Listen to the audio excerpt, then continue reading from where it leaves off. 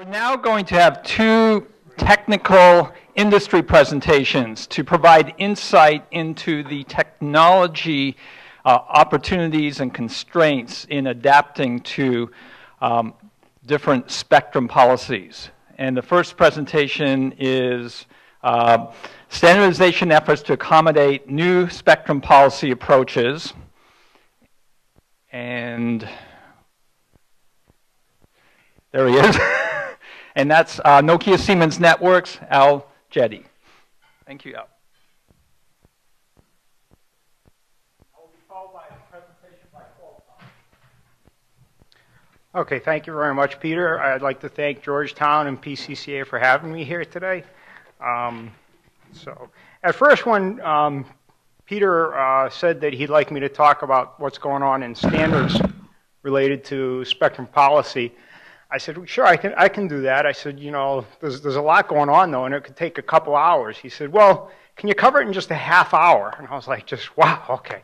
So we're going to cover a lot of ground here today, and I'll do my best. So I apologize if I move a little fast, but there's just a lot going on, and hopefully you'll find it interesting and exciting. So I probably don't have to talk much about this slide. I think that everyone realizes and agrees that more spectrum is needed for this critical national resource. And it's not just a US problem. This problem is going around, is a global problem around the globe. It's a national resource. It's a critical component to the economy, the broadband spectrum. This spurs growth and new jobs, new opportunities. It's just a great resource. So we look at it and we say, okay, we're going to break it down into three different areas. There's your lower frequencies, which are great for coverage. This will cover large, you know, chunks of land, your 800, your 900 megahertz. It's usually used as FDD. You'd need a minimum of about 10 megahertz of spectrum, and this is primarily used for coverage.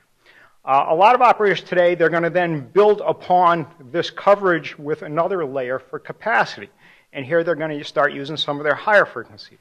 You know, 2.1, 1.8 gigahertz, again, mostly FDD, 20 megahertz spectrum. You need a little bit more in this spectrum range. And then you're going to build onto this even further with densification. This is for your really heavy, you know, dense urban areas. And some of that you could even go to TDD. You're again looking at higher frequencies. Now, you get the higher frequencies and the propagation model isn't quite as good. It usually doesn't penetrate buildings as well. It doesn't cover large areas as well. So here you're going to start looking to get more than 20 megahertz of spectrum. And you'll put all these layers together, maybe even with Wi-Fi and other technologies, into a heterogeneous network. And that's what's going on today to deploy broadband in the US and in other regions too. We cannot generate new spectrum. I think everyone's talked about that before, but we need to figure out a way to optimize this critical resource. Okay, as we talk about broadband spectrum, you can't avoid talking about 3GPP and LTE. LTE seems to be the predominant technology for broadband for 4G today. And if you look at it, you can see that they started out with release 99. This was pre-LTE. This was just the UMTS. But then they've evolved with release 4, 5, 6, 7, and 8. Release 8 was where LTE came out. And if you look at it, you start to see where release 99 had 60 megahertz of spectrum, FDD, you know, and then you started building on it. But as time has gone on, operators in the industry are saying, well, we'd like to be able to use this little chunk of spectrum we've got. So you get into release 8 and you're starting to see 2 by 10 megahertz, okay, for band 13, band 14, 2 by 12 megahertz, band 17. So you're starting to look to just get these smaller increments of spectrum in there. And you're also seeing some extended bands, okay? If operators have just a little bit more spectrum, you'll see things like, let me see here. Some of these bands are extended bands. For example, band 10, it's an extension of the existing band 4. They just added a little bit more spectrum onto it to accommodate some operators or someone who had spectrum there. When it goes into 3GPP to standardize new bands, there's an extensive amount of work that they put in. Okay, they do a lot of band planning. look at the guard bands, emission limits, power reduction, coexistence, how is this going to impact the adjacent bands, looking for out-of-band emissions. There's just a lot of work that goes on. It typically takes at least a year to get a new band supported into 3GPP. And the group that does that, they have some very talented people that do simulations and look at this quite a bit. But since Release 8, we've still continued to grow. And you've added in Release 9 another 4 bands, Release 10, Release 11, and right now they're working on Release 12. And there's 3 or 4 bands I know that they're working on right now for Release 12. So they just continue to work on this. They're adding bands, and I'm using the term warp speed, but it's just really the group that's doing this. They are often meeting till 11 o'clock, 12 o'clock at night, and there's just a lot of discussion and work that goes into adding these bands. And let's not even forget the TDD part of this too, okay? Again, you've seen, Release 8 was where the first release of LTE came out. The earlier bands were used for TDS, CDMA, but you're starting to, see Release 10, 3 more bands, Release 11, 1 more band, and we're going to talk a little bit more today about band 42 and 43. That's the 3400 to 3800. So, and I think that that's probably one that we'll be following up with another discussion even later. So, carrier aggregation. Okay, as we talk about spectrum use and trying to figure out how to optimize it and policies, carrier aggregation becomes a key part of this. Okay, carrier aggregation is something that was standardized in 3GPP, and this was done started in Release 10, but Release 11 and 12 have added in a lot more. Here you're going to take one band that the operator may have access to, and you're going to take another band. So if you've got 20 megahertz, in this example I'm using at 2.6 gigahertz, and you've got 20 megahertz at 800 megahertz, you'll be able to aggregate these two together to act as a single downlink 40 megahertz carrier. So in theory now, using each one of these carriers, you can get roughly double your downlink performance. Okay, this allows the operators to have, higher peak rates, and it also allows them to do a lot better as far as their average throughput. Because what you can do now is if a user is in a good C2I environment, where they're in a good radio environment, you can serve them with a much higher data rate for a short period of time. And now when they move under a bridge, a tunnel, whatever, you can then reallocate that spectrum and give a higher performance user to another user who's in also a very good, environment. So using this with a smart scheduler allows operators to have better performance for their overall throughput system. Okay? I'm going to give a little plug for my company here. NSN was one of the first, I think it was the first, LTE Advanced Dynamic Carrier Aggregation. We demonstrated this at the Mobile World Congress in 2011 with our commercial hardware. We had 2 carriers, 2 20 megahertz carriers, where we actually achieved 290 megabits per second. Okay, we also did demonstrate a 3-carrier carrier aggregation at CTIA in 2012, and we achieved 1 gigabit per second throughput using 60 megahertz. And this last year at Mobile World Congress 2012, we did 1.4 gigabits per second with 100 megahertz of spectrum using 5 carriers. Okay. More dynamic spectrum usage, better user experience. Another thing here with carrier aggregation is if you do have a chunk of spectrum and maybe it's downlink only, you don't have the paired uplink, now you can aggregate that downlink only carrier with another paired spectrum that you have. So that actually it allows you to better utilize your full spectrum that you have. So you don't have to have it paired, okay? If you just have another downlink carrier, you can say I'm going to aggregate that into my network. Okay. Now, if we look at what's gone on for licensing for the past, I don't know, so many years, most of the spectrum has been exclusive use. Okay, the operators will license, will get, will purchase it in an auction. They'll have it licensed, it's cleared, it's for their personal use, and it allows them to provide an excellent quality of service for their users. Okay. On the other side, on the right side, we also have some unlicensed approach where the government has said, okay, we'll have this spectrum available for unlicensed use, whether it be Wi-Fi, Bluetooth, other technologies. So the Wi-Fi unlicensed approach is out there. It serves a need. It's a very good model. We're not opposed to it. Okay, now we're looking at, this is a new way that we're talking about doing it, is the license shared model. Okay, here there may be some spectrum that the government may have, and they're using it for military, maybe radar systems, satellite telemetry, or whatever. And they're not using it all the time. Okay, maybe they're only using it even 10% of the time. Okay, but they have this spectrum, and we're looking at maybe we can have it so that the operators and mobile broadband industry can use that spectrum when it's not in use. Okay, and this has been talked about. I mean, we've mentioned it with the PCAST report. We've heard about it from the FCC. There's even NPRMs that are going on about it. So this is the new model that we're looking at, and this is a license shared model. Here you don't have exclusive use of the spectrum. So if you were going to try to license it from the government, you would be able to license it and get it on, a time basis. Maybe you can get it 4 days of the week or something like that, and in different areas. And the government has, let's say, a decent amount of spectrum that's available. And we're looking at, could this be something that would be shared with the government? Okay.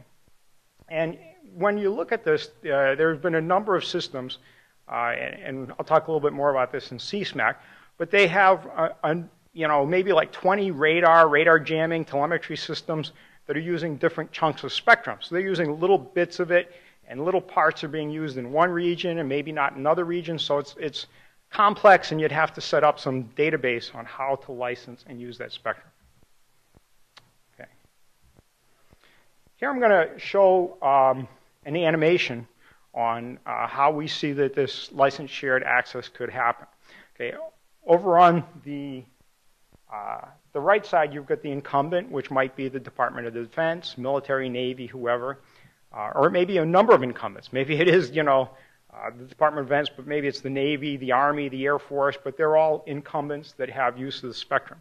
And they would have a spectrum repository database. So they would be able to know when they're using the spectrum and in which region they're using the spectrum. Okay, so this would be very important for the operator to know. So the initial use here, we've got region A, which is on the lower left in blue, and then region B. And the operator is using their existing spectrum right now to serve their customers. Okay.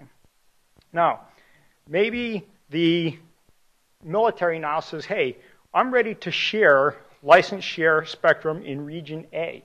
Okay, so now you can go on and use this spectrum that I've got. Okay, so the operator who's got this license shared controller would then tell their base station or base stations in region A, it would be a group of them covering a region, that now we have permission to use the LSA spectrum. So now the operator would enable that spectrum, okay, so that users in that region could be given access to using that spectrum. Now it also could be aggregated, so we could aggregate the carrier to get better performance downlink for these users too. Or it could just be another FDD carrier that the operator enables into their system.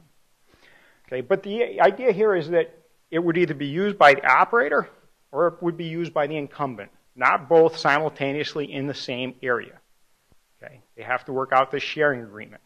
The sharing rules need to be set up ahead of time and pre-negotiated, and we're expecting this would be financially beneficial to the incumbent. Okay, so that they could then get some revenue from this. Okay, now this was demonstrated also by NSN and Qualcomm at the Mobile World Congress in 2013. So, now all of a sudden the incumbent says, "Hey, I need to get my spectrum back. I need to use it." Okay, in some cases I know that they use this. They're using the spectrum for training missions. So maybe hey, they've got a training mission going on. They need it back.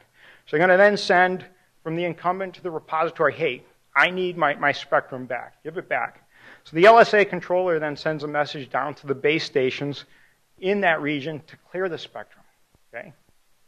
So the base stations then start handing off devices, telling them to clear the spectrum. The government needs it back. So they'll stop broadcasting. They'll take it out of the broadcast messages so that the devices won't start using it. And they'll start trying to gracefully hand devices off of that spectrum. Okay. That is how this technique could work. And again, this is fairly high level. Okay. Now, LSA opportunities in the U.S. There's a few different chunks of spectrum that are being talked about and looked at for licensed shared access. Okay. If you look at, from the 1.6 gigahertz region, there's a chunk of spectrum, 1695 to 1710. I apologize if this is a slight eye chart. Where the spectrum is planned for auction in 2015, requires sharing with the government systems. There's another chunk of spectrum, 1755 to 1780. We expect an NPRN from the FCC in Q3 2013.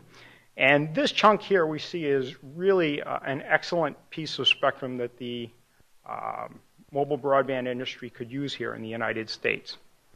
It pairs well with another piece of spectrum, the AWS3 and J block, that's planned for auction in 2015.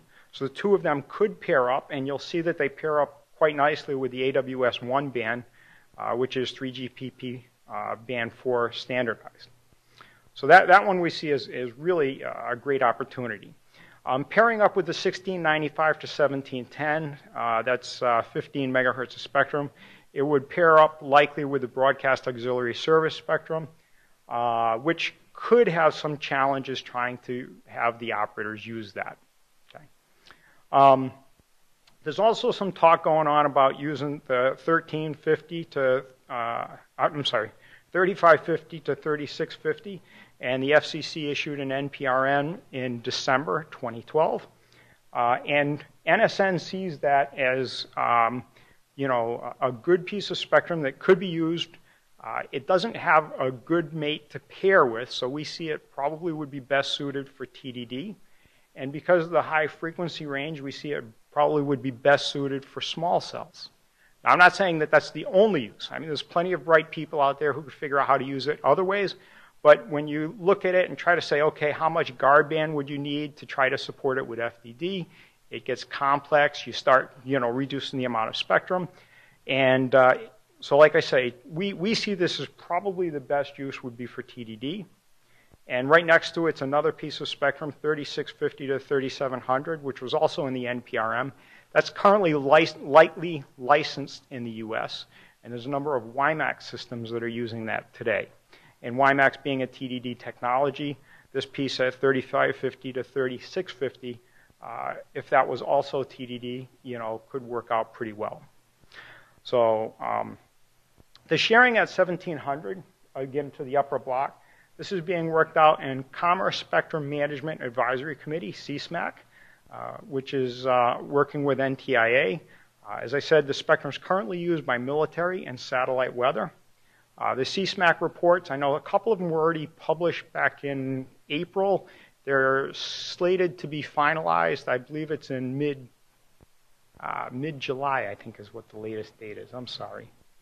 So I probably should update that. I think that the draft ones are due in mid-June, but the official one's probably going to be held up a little bit longer.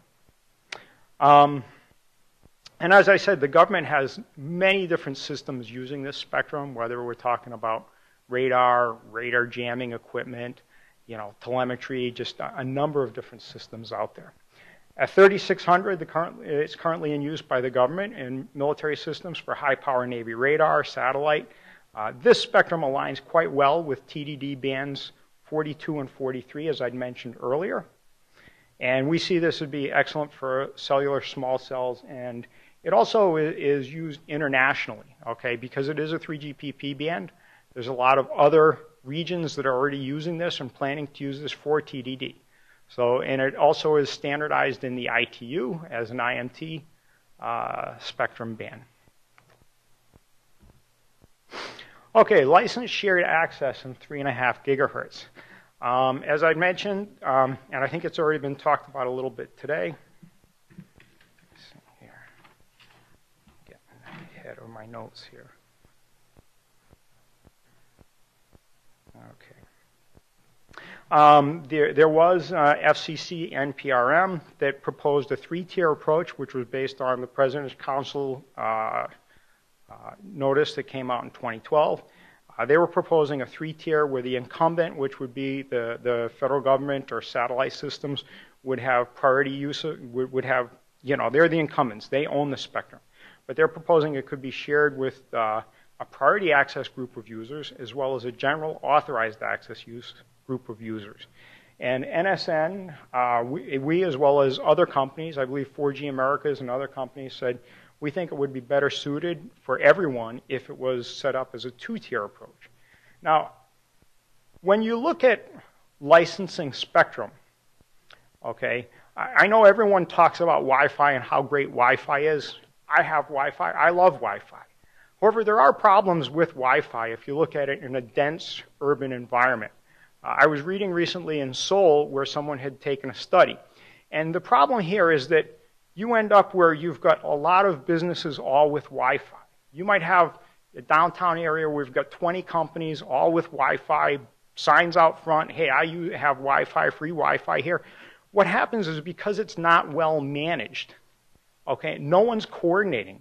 All of these systems are all working.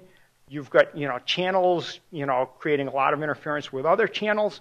And what happens when it's free and anyone can use it, it gets abused.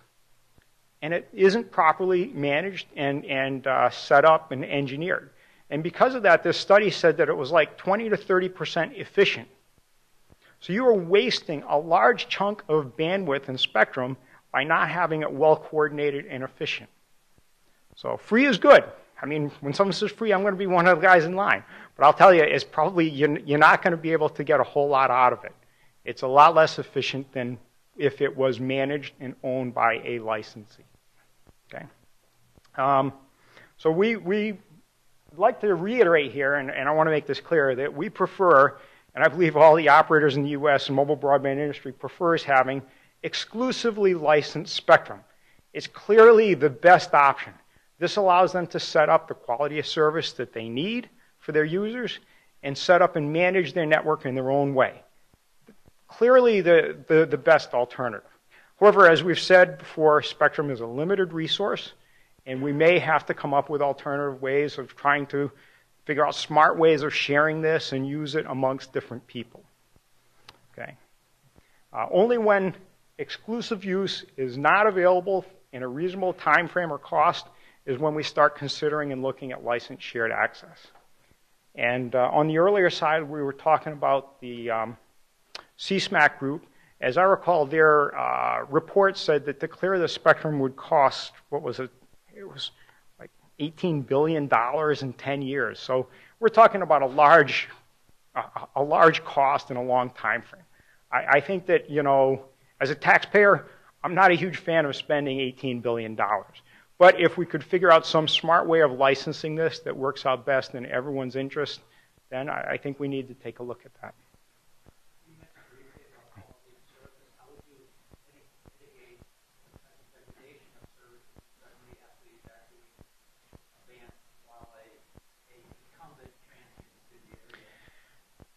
You know, the network has the opportunity, or has messaging to support that, and we're looking at enhancing the messaging to do that, okay, through our O&M system. Most of the devices today for broadband, especially if you start looking at IPv6, they're smart enough that they'll, you know, figure out a way to get their data.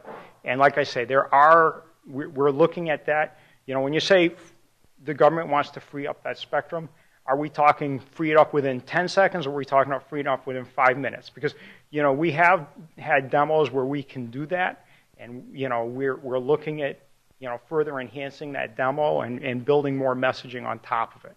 But yeah, gracefully we can do it. We're still looking at the timing, okay? So I don't feel comfortable answering that question, but we feel pretty comfortable if it was, you know, 5 minutes, pretty easily it can be accommodated. If you want it in 10 seconds, or 5 seconds, may be problematic. Okay? And don't quote me on those timing analysis yet, okay?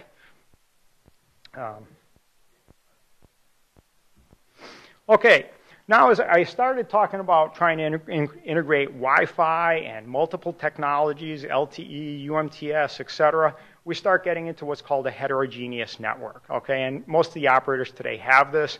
and the amount of new radio technologies to be incorporated is just going to keep growing, okay? As I said, we're looking at even adding more femtos, Wi-Fi into the network, but they combine a number of different technologies into the network, okay? This is key, and to support this heterogeneous network, there needs to be additional features like self-optimizing networks that try to determine, who else is out there, what channels they're broadcasting, who your neighbors are, set up automatic neighbor relations lists, and build your messaging on top of that. And this is a key feature that's been worked in 3GPP and continues to be worked and evolved. And this will be a continued key area for the future. So, okay.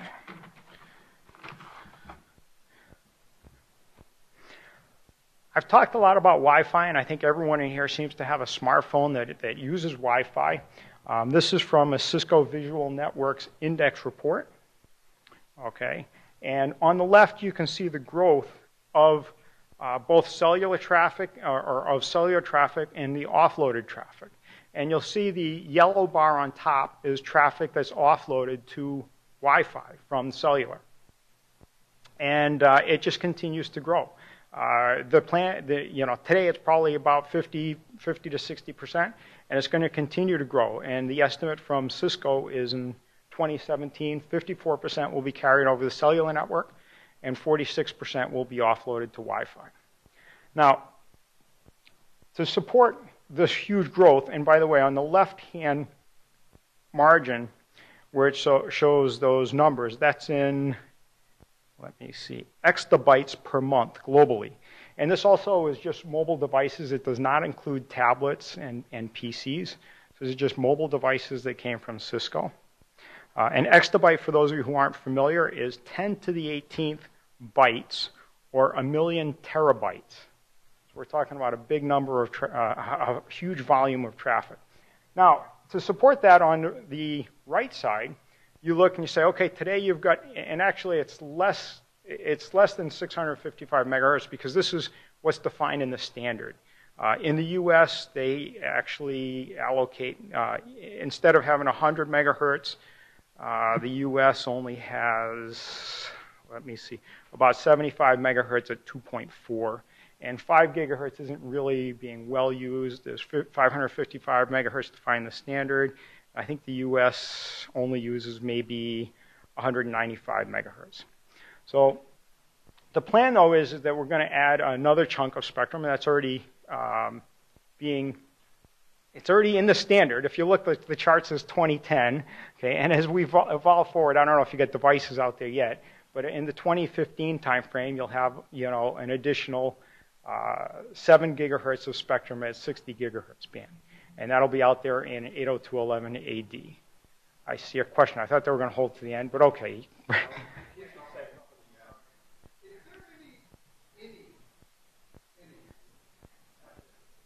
Anecdotal or otherwise, of congestion in the wireless congestion in the current Wi-Fi bands? You mean before adding all this spectrum? LTE spectrum, causing interference in the Wi-Fi. No. Just that there's a capacity issue in the Wi-Fi bands. Is there that we need more? You're talking about allocating more spectrum to unlicensed uses. We have spectrum allocated unlicensed, and I'm just wondering, before we go adding more, is there any evidence that there's congestion in the current bands, or that there will be congestion in the current bands on the wireless part of the link, as opposed to the backhaul? Oh, okay. I got your question a little bit better. Well, there is clearly, as I said, in Seoul, Korea, you're seeing very inefficient systems. If you start adding more spectrum, the access points can be smarter. They can look around, try to determine who's out there, try to figure out a chunk of spectrum where they can use it, where there's, less congestion, less interference. And I'm not talking about adding. This 7 gigahertz is already, I believe, defined. So, and it's already in the standard. So I'm not talking about adding beyond this. I think that this will address the problem. And I do like the idea of using it up at the 60 gigahertz, spectrum band, because up there you're better suited for small area, networks or, personal area networks. So, I mean, I don't need to use, some prime spectrum at 700 megahertz for a small Wi-Fi system in my house. So, does that... If not, then you can ask me again when questions come up. Okay, so clearly Wi-Fi needs more spectrum, and hopefully this additional 7 gigahertz will address the need. TV white space. Now, unfortunately, this is an area that I'm probably a little less knowledgeable on, but it is an area that Peter asked me to cover in the talk. So TV white space refers to unused TV channels. Everyone here is familiar when you're clicking through the channels, some channels aren't used, that's considered white space. Okay, could you use that white space? Well, yes, you could. There's a number of standards out there that are looking at, how to use that white space. White space channels, they're fragmented. They're, the FCC did adopt rules to allow use of this TV white space. But the devices using it, they also need to be able to access a database to determine if the spectrum is something that they could use.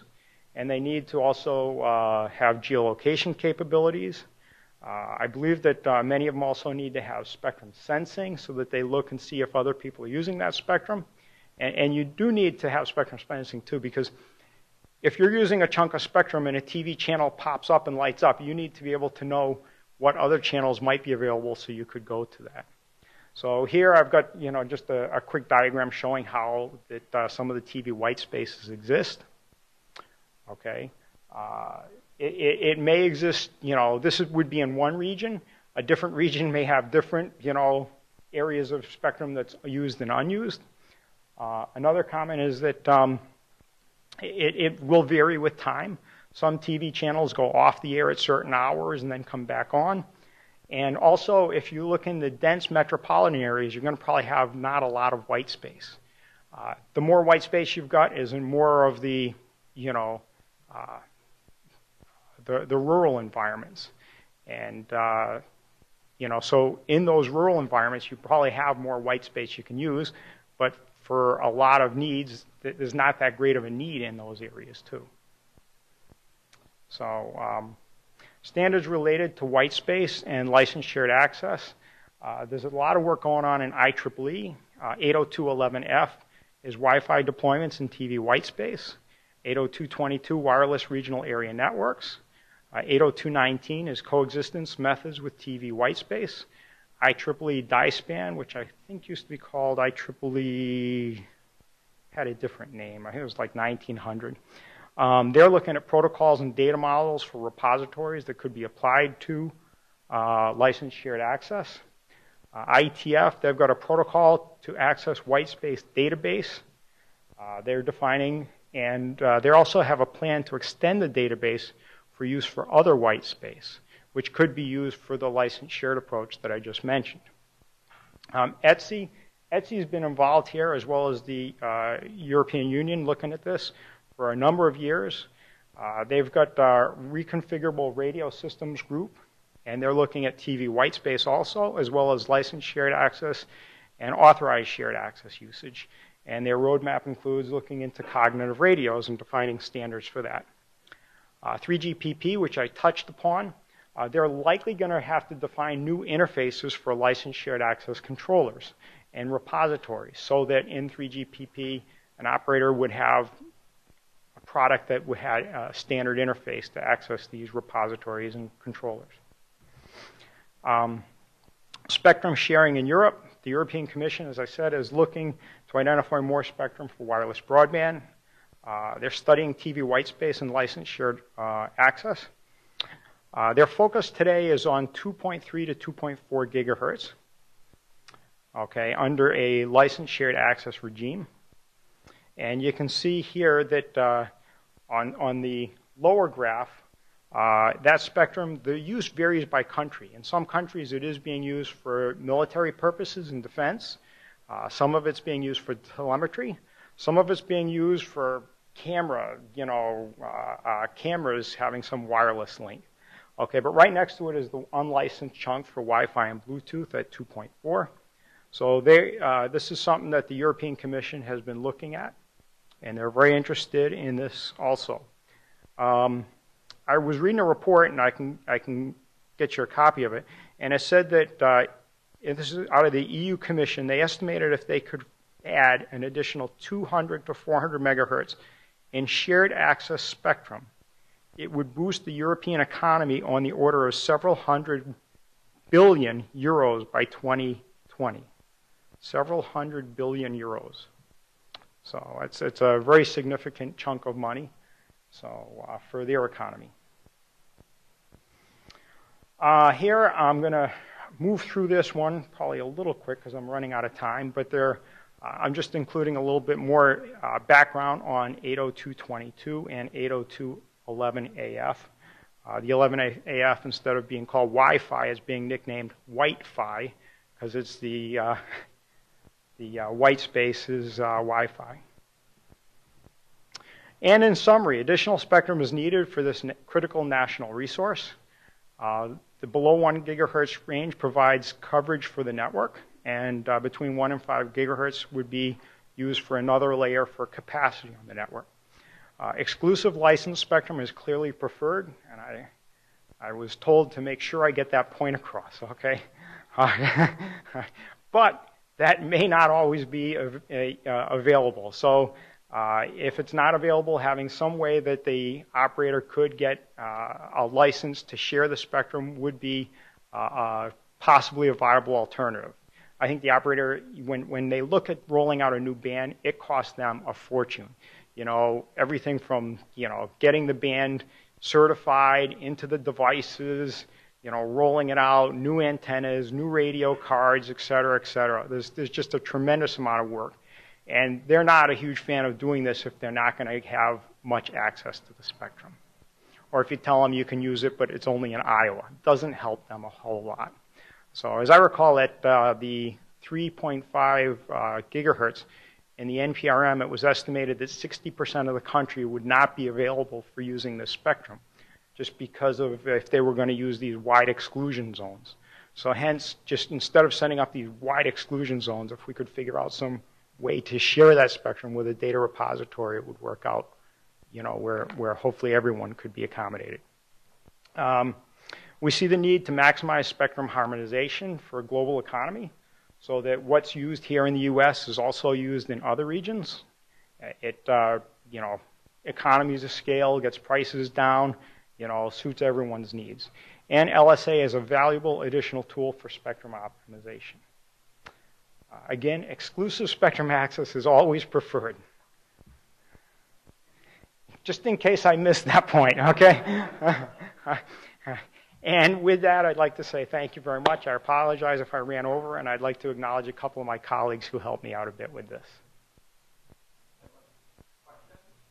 None? That's good. No.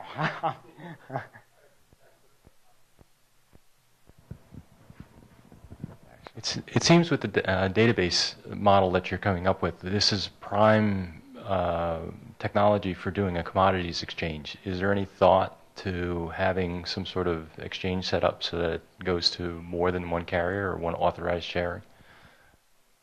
It could be set up and licensed to more than one carrier. As a matter of fact, if you look at the 3.5 gigahertz that I talked about, or even some of the other spectrum, you'd look at it and you say, okay, the center of the U.S. doesn't really have much of a conflict, okay? If you look at it, the 3.5, it's more along the coast. There's a lot of Navy radars that are using it. So it's possible that there could be an exclusive license in the middle of the country. It's possible you could break the country up into a few regions and license it off in those regions.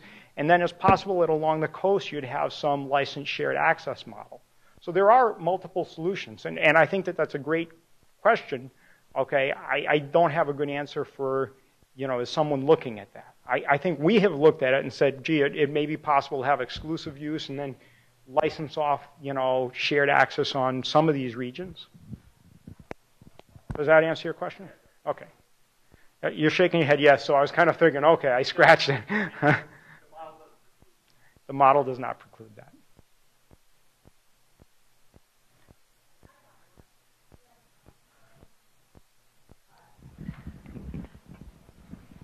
Exclusive licenses are preferred by whom?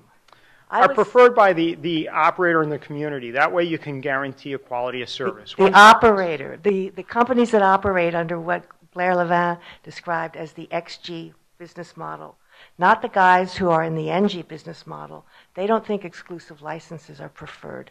They would prefer to see a different model.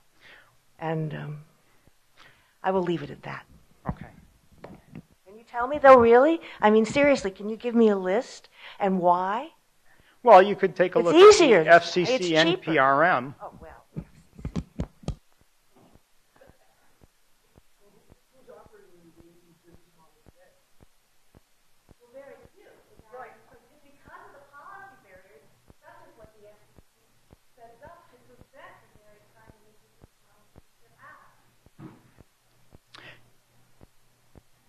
This was in backup, but I did want to point out that, you know, there's different military systems.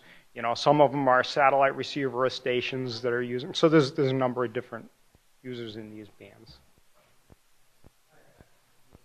I have a question on the 5 gigahertz spectrum. I know there's a lot of efforts at looking at the 5.9, especially the spectrum that's currently occupied by the DSRC systems with the intelligent transportation systems. And part of the argument that we've been hearing for those incumbents is that there's been a lot of standardization work in Europe, in Japan, in Asia, and that for ITS type of services, and it's really hard to open up those spectrum for new Wi-Fi type of services. Could you talk a little bit about if there are efforts to harmonize those two in those bands? You've already talked more about it than I know. I'm not a Wi-Fi person. I'm really a cellular person who's focused more on broadband technology. So, so you already spoke more than I would be able to, but I apologize. Hopefully there'll be another speaker today who can better address that. Let's take one more question.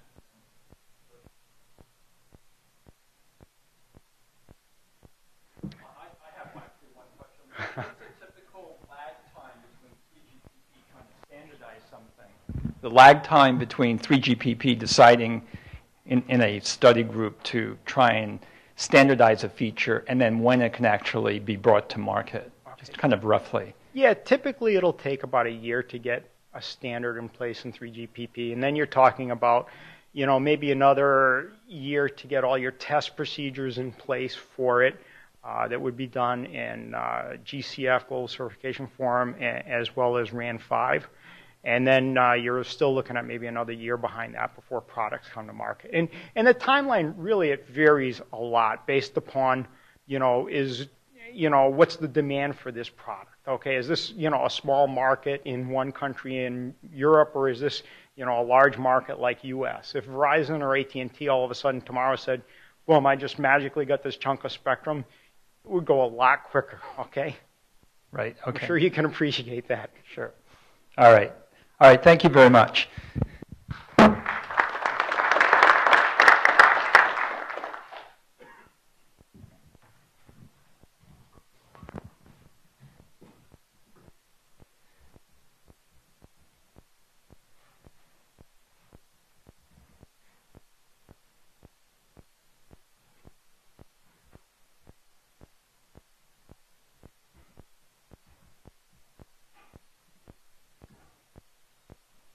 Okay, our next presentation is from Qualcomm to look at what is involved in being able to take advantage of emerging new bands for mobile broadband. Dean Brenner, thank you.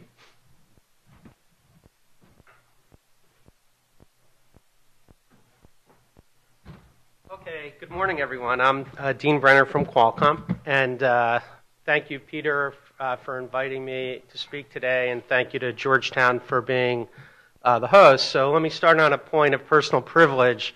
So my older son is going to be a senior here at Georgetown. So this is a very, although he's in the college, he spends an awful lot of time in this building. So I was thinking, you know, when Ronald Reagan made that famous quip about, I paid for this microphone, I think in my case it may even be true. So I'm going to give a presentation with kind of our overall vision here at Qualcomm for where this whole mobile broadband data tsunami is going.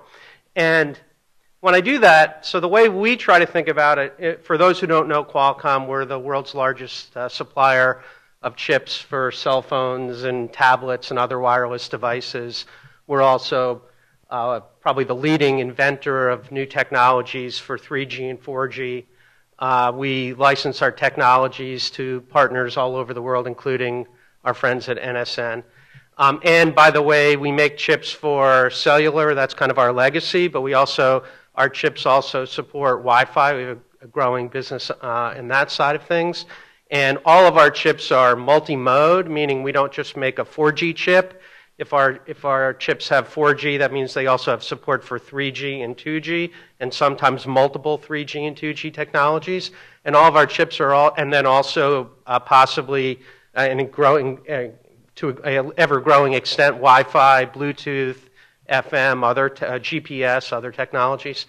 And then all of our chips are multi-band, meaning we don't make chips for one new frequency band.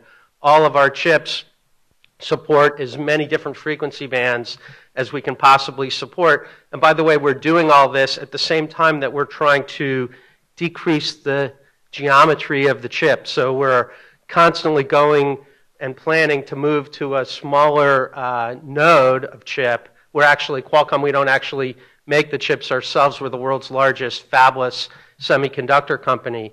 And so just to give you an idea of how quickly things have changed, in the old days, meaning any time before 2012, when Qualcomm moved its chip to a smaller geometry, we would just call up the foundry and say, look, we're moving from 75 nanometer to 60 nanometer.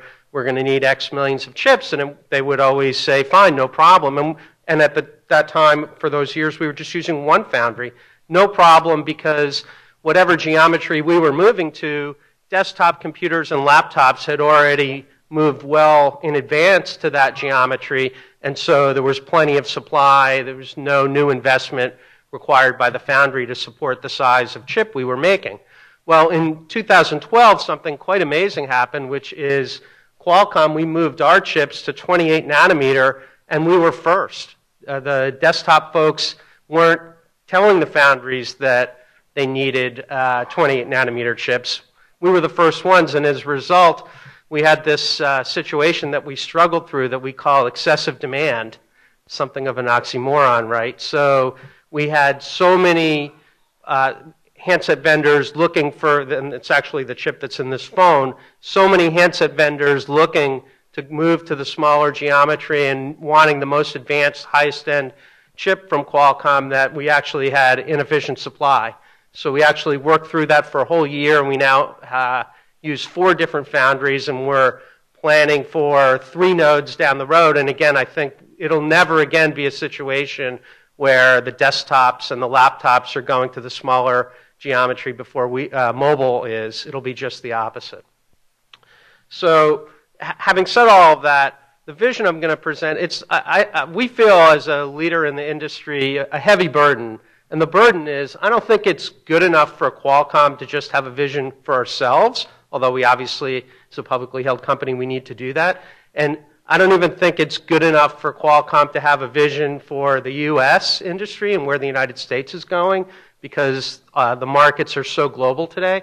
So, the vision that I'm going to lay out, I think it's our attempt anyway, at a pretty global vision for where this whole data tsunami is going. So we call it, Qualcomm, we call this the 1000x wireless data challenge. And the way you get to 1000x is, if you think about it, so globally wireless data usage has been doubling every year for the past few years. If you multiply that out 10 times, you get 1,000 times where we are today. And so that's kind of the corporate goal that Qualcomm, in conjunction, of course, with all of our partners, with all the governments around the world, massive private investment, massive R&D, not just by us, by everyone in the industry. That's the goal that we think we have to meet. And again, we see it in all those nice shiny devices that are on this slide. But what's amazing is it knows that I'm aware of no demographic boundary. The Pew Foundation puts out its semi-annual report on internet usage, and I think they see their statistics show folks accessing the internet from smartphones and actually even feature phones at all different income levels, at all different demographic levels, and in fact, if anything, the trend is higher use with lower income folks who may not have even any sort of wireline connection in the first place. I think the statistic today is, I believe, 44% of all U.S. households are now wireless only for voice. And interestingly, for those who worry about rural deployment of wireless, the state that has the biggest the two states that I remember that have the biggest wireless only percentage of households are Arkansas and Mississippi. So how are we going to meet this 1000x challenge? As I say, it's going to be a combination of things, but all happening simultaneously. So, one of the things that I like to say is at Qualcomm, I think we feel a tremendous sense of urgency when you've got this kind of demand and when you're in the position that we're in, where, of course, everyone would like to knock you off the perch. I think we feel, tremendous sense to move as quickly as possible, get deployments of new technologies as rapidly as possible, drive costs down as much as possible. So, the 1000x challenge, the other part of it is the time to meet it is shrinking. So, overall, I think we take a very holistic approach, which is certainly there are have to be a higher degree of efficiency in the air interface itself. We actually made, of course, these just gigantic efficiency gains in going from analog to 2G and then 2G to 3G, from 3G to LTE. There certainly is an efficiency gain. It's nothing like the orders of magnitude that we've seen before. And kind of as we look out in the future in terms of the air interface itself, it's getting harder and harder to eke out gains. And I don't know of necessarily, it's not going to be so easy to get, gigantic gains just in the air interface. I know there's a lot of work going on in a lot of different areas, including on the millimeter wave stuff. But so certainly the efficiency of the underlying system is important. The integration of 3G, 4G, and Wi-Fi is important. But a big factor is what is referred to in the industry as HetNets or heterogeneous networks. So the idea is that when cellular started, the only kinds of cells there were these big cellular towers, booming, trying to get coverage, good coverage indoors. And that was fine, except now we find out that, most cellular usage is actually indoors. So we need much better coverage indoors. So that has led to a push throughout the whole industry and certainly at Qualcomm on small cells. So I know Tom referred to small cells, as did Al from NSN. I don't know how many of you have actually seen a small cell. This is what we're talking about. So this is, really, this has all the connectivity of one of those gigantic cellular towers. This is actually isn't even a prototype. It actually has a chip inside. Our first generation femto chip, which is just 3G only. So basically this is, inside it's a phone, a 3G phone, but without a display. And we think it's, crucial to get the price of these very, very low, hopefully sub $100. And we see these, a future where these are just everywhere you go, these are just proliferated. You'd come here and you would have 3G, 4G, and Wi-Fi connectivity through things like this that are plugged in everywhere. So what's interesting is one of the reasons we're very excited about 3.5 gigahertz is, so it turns out if you have a dense enough deployment of these indoors, you actually can get pretty good coverage from them outdoors as well. So you're really inverting the whole coverage model, and so instead of outside in, it's inside out.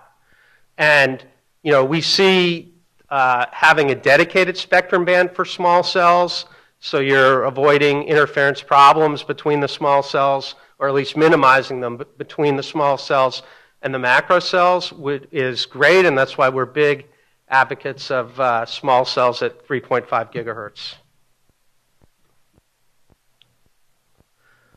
Yeah.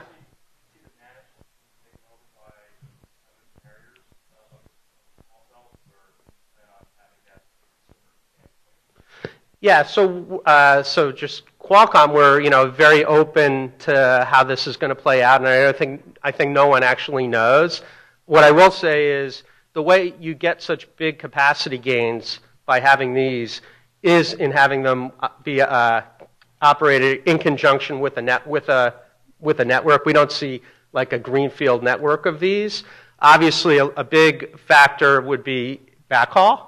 And so we support both wireline backhaul. This has an Ethernet port, which, believe it or not, takes up the most space on the board than even the chip, but also wireless backhaul. And I think there are a few different models, though. And we think this needs to be done on a licensed basis for sure, because you need the coordination that you just can't possibly get from Wi-Fi. Wi-Fi has a role. I'm happy to talk about that, but I think to get the big capacity gains, you need these integrated into a network. But then, what the actual form of the licensing is, I think there are a lot of different possibilities. It could be a consumer-driven model. You buy one of these at Best Buy, you come home, you register the fact that you've got one in your house, and that's stored in some database. Or it could be that you hand out licenses for them, but we see a lot of different opportunities. So again, we see as this slide shows, we see the densification of the network being important. And what's interesting from a spectrum guy point of view is, so 3 years ago, if someone had said to me, give a talk at Georgetown about 3.5 gigahertz, I would have said, you're crazy. I have nothing to say about 3.5 gigahertz. And that was because we were thinking about still, even just a couple years ago, we're thinking of new spectrum bands in terms of coverage and in terms of cost. And so if what you're trying to do is deploy a cellular network at 3.5 gigahertz with those big towers, you need a lot of towers because the signal doesn't propagate very far.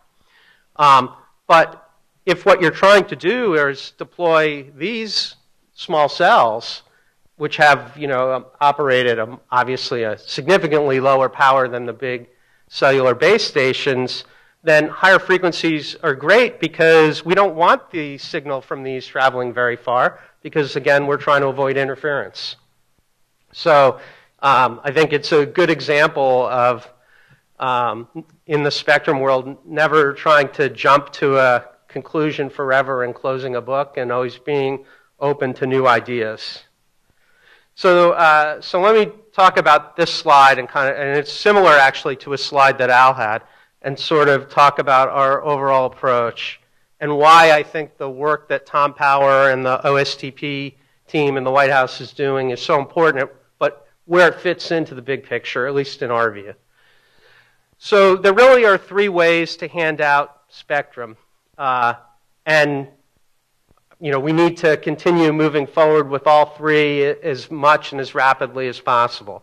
So on the one side of the chart, the licensed approach, that of course is find a band, get the band cleared by a date certain in a reasonable time frame, and auction it for exclusive use. That's the FCC has had 80 plus spectrum auctions. That's kind of the traditional approach. And the most interesting example, current example, is the 600 megahertz voluntary incentive auction, Blair's idea that made it first in the National Broadband Plan and then was enacted by Congress. And so the idea is, you can clear the band three different ways. You could clear the band before the auction. That's probably ideal. You could clear the band after the auction, but hopefully by a date certain, like, for instance, the DTV transition. Or you can try to clear the band through the auction, and that's the idea of the the voluntary incentive auction, where it's two sides, buyers and sellers, and both the buyers and sellers are placing bids, and hopefully the FCC can, voila, as if by magic, make a market, and the band will be cleared. The new wireless licensees will get their rights to the spectrum. And so again, you know, I was glad to hear, and I've heard Tom say it before, nothing in this presidential memo means that they're going to stop their support of that process. Then on the right side of the chart is unlicensed, right, and which we can liken to just completely shared use, Darwinian world. You know, you have an access point, you're looking for an access point, and maybe you get service from it, maybe you don't. Maybe there are 10 access points and they're interfering with each other. You know, whatever you can get, kind of so-called best efforts.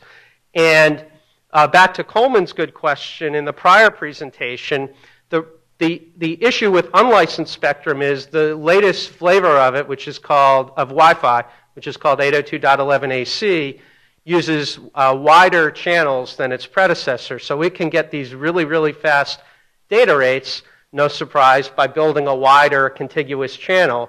AC uses 160 megahertz for a channel, and if you can even aggregate 160 megahertz channels, then wow, you can get some really fast data rates, again, within a very confined area. So the reason why more unlicensed spectrum is needed is to facilitate the deployment of AC with these very wide contiguous channels. And so that's why the 5 gigahertz is of interest. That's an existing unlicensed band. And for example, the issue about Wi-Fi versus DSRC is, with the exception of the last 30 megahertz, if the Wi-Fi guys can get access to 45 megahertz of the DSRC spectrum on some kind of shared basis, and it needs to be worked out, then they can get an additional 160 megahertz channel, and which translates into faster, better Wi-Fi. And of course, there are lots of statistics out there about how important Wi-Fi offload is for the wireless carriers. And as I say, we are making chips that integrate Wi-Fi right in with 3G and 4G. So then we have this stuff in the middle, and that's the stuff that's the subject of Tom's memo and all the hard work that people in the administration are doing.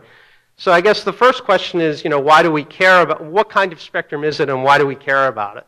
So the way I approach this is, as Al said, there are certain bands of spectrum that the government is using to some extent, and you're not going to get them cleared within any kind of reasonable time frame, and you're not going to get, if there is a date certain, it's way, way, way out in the future, and it's at a gigantic cost. At least that's what the government agencies say. So the choices with that are just either try and, is basically throw up your hands and just say, sorry, there's nothing we can do with that. It's not cleared. We can never, and it won't be cleared. We can never use it for cellular. Or see what we can do. And, I and Qualcomm are firmly in the side of let's see what we can do. And so we, along with NSN and others, developed this model that we called authorized shared access, or ASA. You also may hear it referred to, it's referred to in Europe as LSA, or licensed shared access. Those are both the same thing. And the idea is that, again, if you take a band that is not clearable in a reasonable time frame, so that means we're not talking about 600 where we can have an auction and get it cleared, but we know that the band is not used coast to coast, and or we know that the band is not used 24/7, can we develop a mechanism, or let's develop a mechanism to get that spectrum made available for mobile broadband? So what we've tried to do is develop a model, and I'll show it to you in a couple more slides. Al did a good job in explaining it as well. Develop a model that's relatively simple, relatively easy to implement, does not require whiz-bang new cognitive radio technologies that don't exist, but that is actually something that, from a chip point of view, we think we could implement, something that doesn't require years worth of standards work. No offense to standards guys, but sometimes new technologies can get delayed or derailed that way. And so the idea is that we tried to minimize all of that and develop a mechanism to get the spectrum to be used. And back to a question that was asked of Al. So we do think of ASA, at least in its initial incarnation, as being binary. So, there's an operator, there's an incumbent that has rights to the spectrum, and then there's one operator in any given area at any given time, and then there's one, we call them an ASA or LSA rights holder, an operator, and they get access to the spectrum, when and where it's available.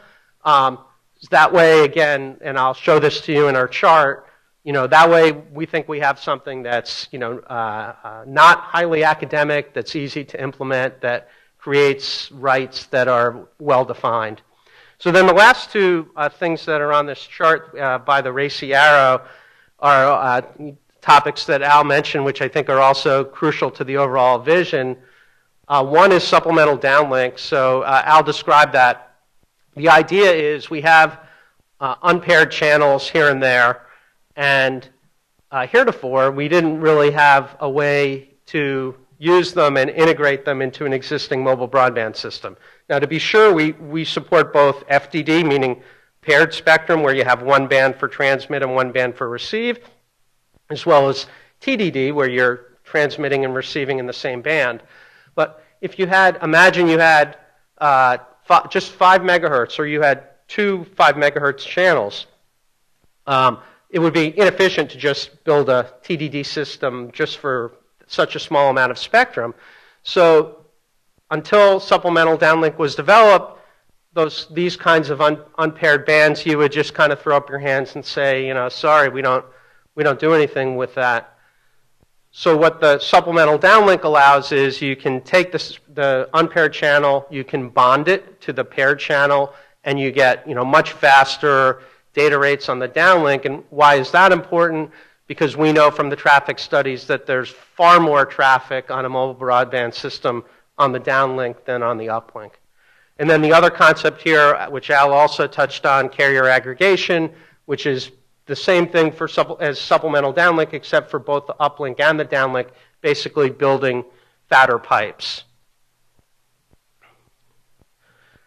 This chart just reiterates what I was saying before, that there are 3 ways to clear spectrum: have the auction before it's cleared, have the auction after it's cleared, or have the auction clear it itself. But what do you do if you can't clear the spectrum in a reasonable time frame at all times, nationwide or by a certain date? And that's what led us to ASA. So here's the idea for ASA. We wanted to develop a system that didn't require any changes in the handset. The only change would be if it's a new frequency band like 3.5 gigahertz, you have to have support for the new band in the phone. But there's no sensing technology, there's no R&D investment that has to be made, other than that. And I'll explain the process for adding a new band through the standards process. And the only thing I would add to that is I think that process, someone has hit the fast forward button on in 3GPP, and it's happening a lot more quickly than ever before. And then similarly, we don't require any changes to the network. So we're not doing anything with the base stations. Again, they're not doing any sort of new sensing. Now, by the way, when I talked about these small cells, of course, once a small cell is operating, it's under the control of a nearby big cellular tower. And it's constantly talking to the big cellular tower back, and they're talking back and forth about what frequency each should be working on, and power levels and interference levels. But for ASA, there's no change that has to be made to the network, and that's important because, again, no offense to the standards world, if you're not changing the network, then you're avoiding any sort of elaborate standards process and all the testing and R&D that has to be done. So what does happen is and so that's why this chart just shows a regular multiband device. It shows base stations, there's really, so far, we haven't really shown anything new. Now, as Al explained from one of his slides, what is new in ASA is you have this database. Now, you can think of the database as being run by a private concern, or you can think of the database the way I do, which is, I think the database will ultimately be run by either the government itself or some, trusted third party under the auspices of the government. And the idea is, unlike the white spaces paradigm, the device doesn't register with the database. The database doesn't know anything about devices. And in fact, the database doesn't know anything about base stations either. What the database knows is the database knows if the government agency is using the spectrum at a given point in time, at a given location. And it also knows from the government user, and in fact, it doesn't even really need to know that. What it needs to know is how much interference, how much energy can the government tolerate at a given point in time and at a given location. And so what happens is, let's say I'm in my house and I want to turn on my small cell, and this, of course, is all transparent to the user. The user will never know about any of this, but I hook up my small cell. The small cell talks to the nearby base station and which then talks to the network, and basically the issue is, can the small cell light up on the 3.5 gigahertz band? And by the way, even the small cells will have support for multiple frequency bands. So if the answer is no, that doesn't mean the world comes to an end. That just means it would work on, on one of the other bands, which again is not ideal, but is also technology that we've developed. And so then the network, actually not even a base station, but the network OAM system will talk to the database. And it will say, all right, I've got a request to light up a small cell at Hariri Hall at Georgetown on the campus of Georgetown University. Probably give the GPS coordinates. Is that okay? And the database is going to know from the government. Again, the database could be really even part of the government. The government is going to know the answer to that and is going to say, yeah, it is okay, or no, it's not okay. And the nice thing, the system is designed so that if the answer is initially yes and then turns out to be no later on, that all can happen, very quickly. So the only part of that whole scenario that I just described that had to be standardized is you need a standard interface, right, between the network and the database, and between the database and the incumbent. And the good news is that, as Al mentioned, there's a lot of support for this model in Europe for 2.3 gigahertz, and ETSI, the European Standards Group, is just about to finish their standards work for the interfaces.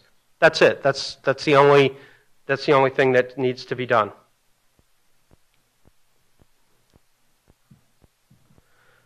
So, as I say, we're very excited about this. Again, not as the solution to the spectrum problem. Think about my chart with the 3 prongs, and Al's had the same chart. But we are excited because, again, we don't think it's an acceptable solution to just say, oh, sorry, 3.5 gigahertz, yeah, it would be a good band, but there are radars on it. Yeah, the radars don't use the spectrum all the time. Yeah, the radar is only 20 or 25 megahertz wide, and there's a 100 megahertz band, but the radars are never going to be cleared, so sorry, there's nothing we can do. So ASA, I think, should be seen in that light. That's all I had. Thank you. Happy to take questions.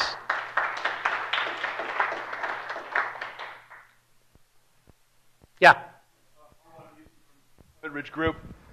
You mentioned that there was a lot more downlink traffic than uplink traffic.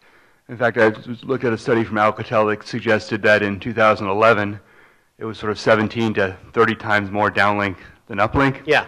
And that was before really 4G rolled out, so the numbers Right. are probably higher. Right. That would sort of imply that we're using roughly half of our spectrum for 95% of the traffic, that there's some incredible inefficiency. And as I go to all these conferences, I really don't see much discussion about either expanding the downlink side or any kind of an idea towards migration towards TDD in any great amount. It seems like that's the biggest problem, that nearly half the spectrum is being used for 5% of the traffic at most. And am I missing something? Yeah, I'm not necessarily going to subscribe to your 5% number, but I mean, what you're missing is, so in Europe, for example, there's their L-band, which is 40 megahertz of spectrum at 1.4 gigahertz. I bought that spectrum for Qualcomm in the UK in 2008, and no one thought there was anything we could possibly do with it, and we actually bought it for another purpose.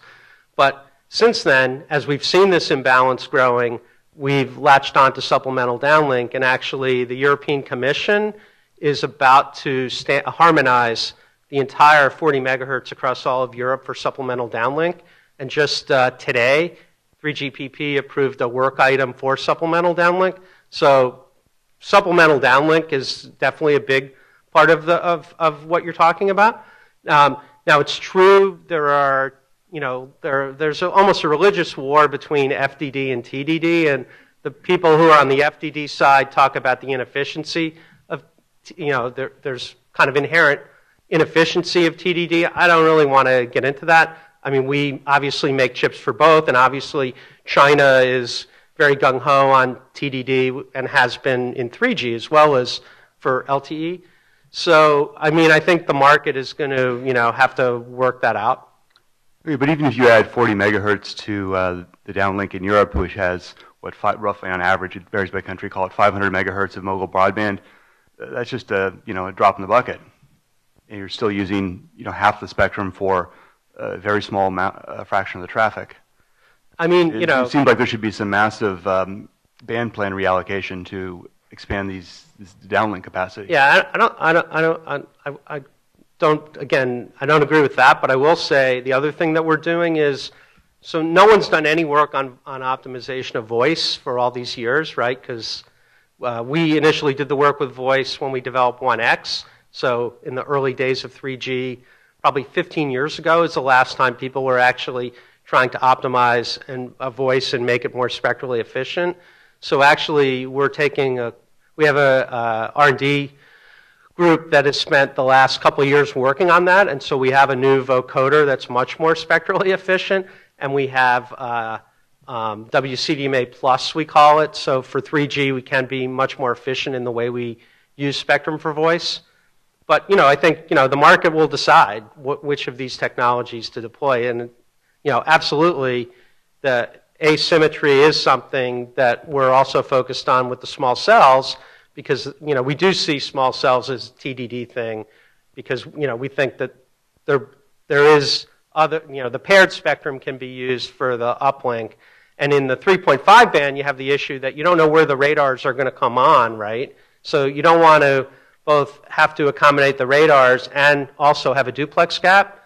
So we definitely see, as I think Al said as well, small cells as being a TDD thing. Dean, first, I really enjoyed the description of the authorized shared access. It seems like a marvelous technology platform for facilitating this sharing mechanism that people have talked about. I guess my question is, and I know you focused principally on the technology, I think you suggested that you had in mind an incumbent and a single authorized shared access user. And just, you may not have any particular vision of this, but perhaps you do, how it would be that particular authorized shared access user would be determined. Who is going to sit on that particular space? Is it an individual contracting process? Is it itself a bidding process? Or is that just something to be determined? Yeah, obviously, great question. Thanks.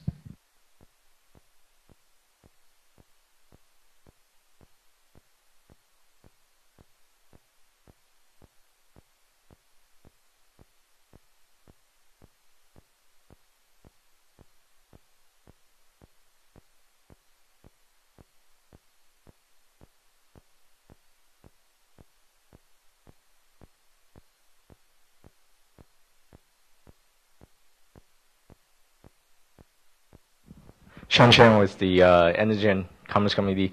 Thank you again for the description of ASA. Do you see a lot of potential for the technology and the use of small cells in the lower frequency bands below 3 gigahertz, whether it's for 1755 or even for the 600 megahertz, when there are going to be situations that you just have to work with incumbents? Yeah, so I mean, I would never.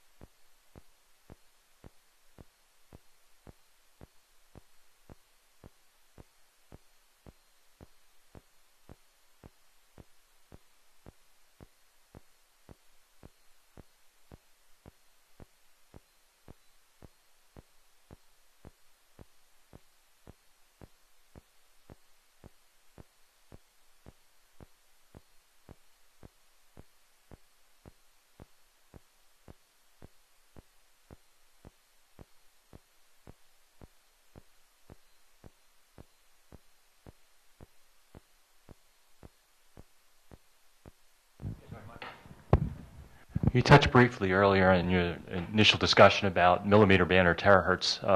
So I didn't see any effort looking at that technology at all. Yeah, I mean, I've obviously read about other companies that are looking at it. We obviously have folks that are researching it, but it's not anything that's on the roadmap right now.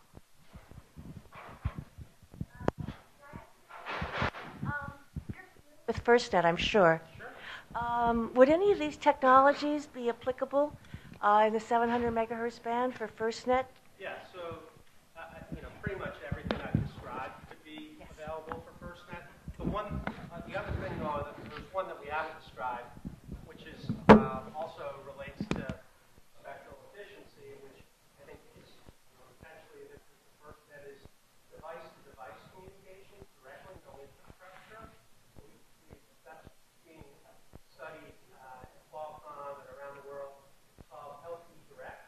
And so the idea is, we would all have the ability to discover other devices that have a similar interest. So when the New York City police got to the World Trade Center on an awful day, they would know who else is there, and they would be able to talk. This is the idea.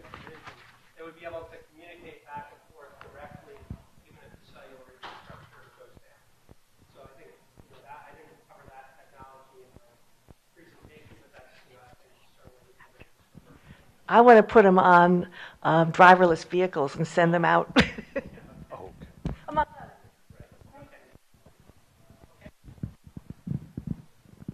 Okay, thank you very much, Dean. Really appreciate it.